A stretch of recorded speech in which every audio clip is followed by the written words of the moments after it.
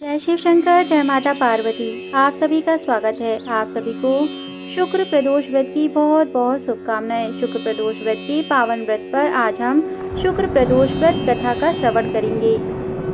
शुक्र प्रदोष व्रत में भगवान शिव शंकर माता पार्वती के साथ उनके समस्त परिवार की पूजा करने से व्रत सफल हो जाता है। यह व्रत संतान प्राप्ति के लिए बहुत ही लाभप्रद माना गया है। शुक्र प्रदोष व्रत शुक्रवार को पड़ता है, इसलिए यह प्रदोष व्रत शुक्र प्रदोष व्रत कहलाता है। शुक्र प्रदोष व्रत में संतान प्राप्ति के लिए बहुत ही लाभप्रद बताया गया है। सच्चे मन से इस दिन शिव पार्वती संग समस्त परिवार की पूजा अर्चना करने से व्यक्ति को संतान सुख की प्राप्ति अवश्य होती है। इस व्रत को करने वाले सभी मनोवांछित फलों को प्राप्त करते हैं।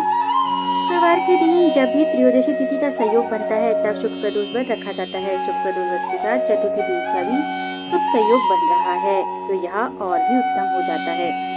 शुक्र प्रदोष व्रत के संयोग में पुराण में वर्णित शुक्र प्रदोष व्रत की कथा अनुसार जी बोले, प्राचीन काल की बात है। एक नगर में 3 मित्र रहा करते थे। तीनों में बड़ी घनिष्ठ मित्रता थी।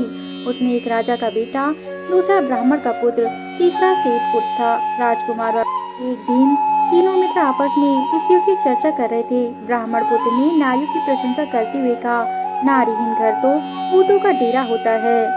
सेठ पुत्र ने यह वचन सुनकर अपनी पत्नी लाने का तुरंत निश्चय किया। सेठ पुत्र अपने घर को गया और अपने माता पिता को अपना निश्चय कह सुनाया। यह सुनकर उसके माता पिता ने कहा, बेटा, शुक्र देवता डूबे हुए हैं। इन दिनों बहू बेटियों के उनके घर से विदा कराकर लाना शुभ नहीं है। अतः शुक्र उदय के बाद तुम अपनी पत्नी को विदा लेकर आना।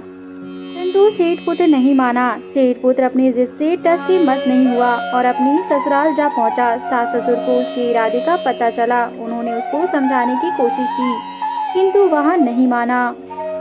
अतः अपने जमाई के समक्ष वो विवश हो गए और अपनी कन्या को विदा करना पड़ा। ससुराल से विदा होकर पति पत्नी नगर से बाहर निकले ही थे कि उनकी बैलगाड़ी का पहिया टूट गया और एक बैल की टांग टूट गई। पत्नी को भी काफी चोटें आई।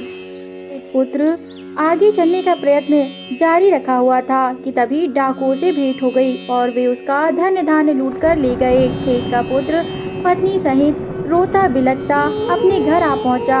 जाते ही उसे सांप ने डस लिया। उसके पिता ने वैद्य को बुलाया। उन्होंने देखने के बाद घोषणा की कि आपका पुत्र 3 दिन में ही मर जाएगा। उसी समय इस घटना का पता ब्राह्मण पुत्र को लगा। उसने सेठ से कहा कि आप अपने बेटे की पत्नी सहित उसे बहू को वापस भेज दो। यह सारी बाधाएं इस कारण से आई है कि आपका पुत्र शुक्र अस्त में पत्नी को विदा कर लाया है। यदि वहाँ पहुँच जाए तो वह अवश्य बच जाएगा। सेठ को ब्राह्मण पुत्र की बात जच गई और वह अपनी पुत्र बधुओं को पत्र सौंपकर वहाँ पर उसके ससुराल में पहुँचा आया। जैसे ही वह ससुराल पहुंचा तो दिन ब दिन उसकी सेहत सुधरने लगी तथा वह पूरी तरह से स्वस्थ हो गया। इस प्रकार चारों ओर जब यह बात पता चली, तब सभी ने यह नियम बनाया कि शुक्रस्त होने पर कोई भी विदा करके नहीं लेकर आएगा। इस प्रकार सभी शुक्र प्रदोष व्रत का भी बखान करने लगे। सेठ पुत्र ने अपना शेष जीवन सुख पूर्वक बिताया और मृत्यु के बाद वह स्वर्गलोक को गया। जय शिव शंकर, जय माता पार्वती। हमारे द्वारा प्रस्तुत की धार्मिक व्रत कथा कहानी अगर आपको पसंद आती हो तो हमारे YouTube चैनल को जरूर सब्सक्राइब करें और अपना समर्थन अवश्य दें, ताकि हम ऐसी उच्च कोटि की कथाएं लाते रहें। धन्यवाद।